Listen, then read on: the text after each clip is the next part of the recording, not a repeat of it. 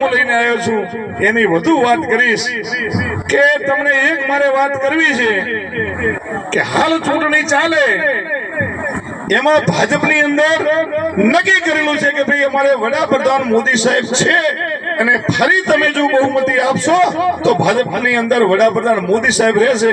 આ હોમે શંભુ મેળામાં કોઈ નક્કી ખરો?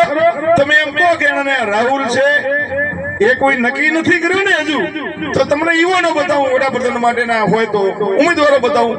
ચલો ભાજપની અંદર સાથી ઠોકીને કહેવામાં આવે છે કે નરેન્દ્રભાઈ મોદી સાહેબ અમારા ભારતીય જનતા પાર્ટીના ત્રીજી ટર્મના આપ સૌના સહકાર અને સહયોગથી વડાપ્રધાન તરીકે છે।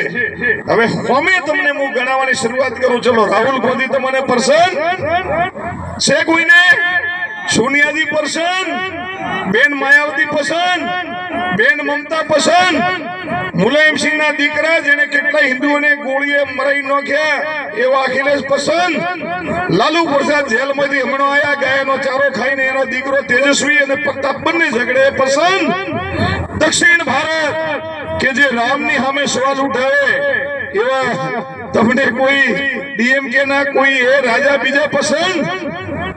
તો બોલો હવે તમે વાત કરો। હમણાં જ મોટી મોટી વાતો કરતા હતા કે અમે રાજકારણમાં નહીં આવા, રાજકારણમાં આયા અને છેલ્લે ખોટો કર્યા, જેલમાં ગયા એવા કેજરીવાલ તમને કોઈને પસંદ? થોડો ટાઈમ આ છોકરાને ભૂરકી સોંટી હતી, છેવટે અસલિયત સાબિત છે, તમને પસંદ છે કેજરીવાલ પસંદ? તો હવે તમે વાત કરો કે વડાપ્રધાન માટે તમને નરેન્દ્રભાઈ મોદી હૃદય ઉપર હાથ ટીકો પસંદ છે કે નહીં? છે તો તાળી અને નાથજી ભગવાનની જય બોલો, નાથજી મહારાજની, નાથજી મહારાજની। તો હવે નરેન્દ્રભાઈને વડાપ્રધાન બનાવવા હોય તો આપણે બનાસકાંઠામાંથી કમળ ચોંટવું પડે કે નહીં?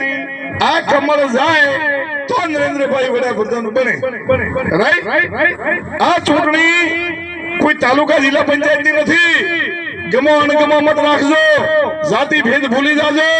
આ રાષ્ટ્રના નવનિર્માણ માટે, ભારતને વિકસિત બનાવવા માટે, કરોડો યુવાનોના શબ્દોને પૂરો કરવા માટે, કરોડો મારા વૃદ્ધોની દવાઓની સારવાર માટે, સનાતન ધર્મની રક્ષા માટેની આ ચૂંટણી છે। ત્યારે કોઈ જ્ઞાતિ ભેદ નથી ભૂલવાનો। આપણે કોઈ નાતીના વિરોધી નથી, કોઈ જાતિના વિરોધી નથી, કોઈ વ્યક્તિના વિરોધી નથી।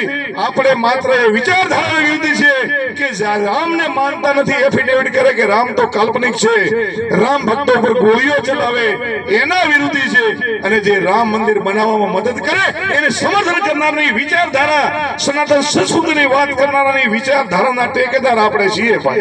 કોઈ જાતિના વિરોધી નથી, કોઈ વ્યક્તિના વિરોધી નથી। અમે ખોટી વિચારધારા, સનાતન ધર્મને ખોટો ચિત્રે એના વિરોધી છીએ। સનાતન ધર્મ અને ભારત રાષ્ટ્રને વિકસિત બનાવે એના અમે સમર્થક છીએ। એની આ ચૂંટણી છે।